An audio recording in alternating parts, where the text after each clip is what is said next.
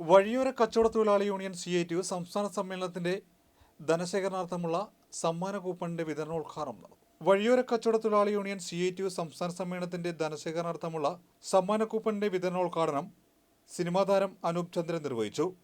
ആദ്യ coupon PA Haris ഏറ്റുവാങ്ങി. ഏറ്റവും അസംഘടിതരെന്ന് തോന്നാവുന്ന ഒരു വിഭാഗമാണ് വഴിയോര കച്ചവടക്കാർ. പക്ഷേ ഇന്ന് ഏറ്റവും സംഘടിത മേഖലയിലേക്ക് കടന്നു വന്നിട്ടുള്ളവരാണ് വഴിയോര കച്ചവടക്കാർ. നമുക്ക് ഈ വഴിയിൽ നിന്ന് സാധനങ്ങൾ വാങ്ങാൻ കിട്ടുന്നത് കൊണ്ടാണ് ഒരു പരിധിവരെ ക്ഷാമം വളരെ കൃത്രിമമായൊരു ക്ഷാമം ഇവിടെ സൃഷ്ടിക്കാൻ ആർക്കും സാധിക്കാത്തത് അതുകൊണ്ടാണ്. ഒരു പരിധിവരെ സാധാരണക്കാരൻ്റെ ബഡ്ജറ്റിനനുസരിച്ച് സാധന സാമഗ്രികൾ വാങ്ങി ഒരു വിധത്തിൽ സന്തോഷത്തോടെ ജീവിക്കാൻ സാധാരണ മനുഷ്യന് സാധിക്കുന്നത് ഇത്തരം വഴിയോര കച്ചവടക്കാരുടെ ഒരു സേവനം കൊണ്ടാണ്. ഏതായാലും വളരെ ശ്രദ്ധേയമായ ഒരു പ്രചരണ പരിപാടിയായി ഞാനിതിനെ കാണുന്നു.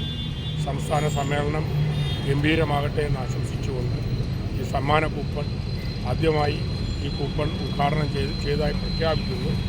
ഹാരിസ് സഖാവിന് കൊടുത്തുകൊണ്ട് ഒപ്പം തന്നെ എല്ലാവരുടെയും തുടർന്നുള്ള പ്രവർത്തനങ്ങൾ സജീവമാകണം.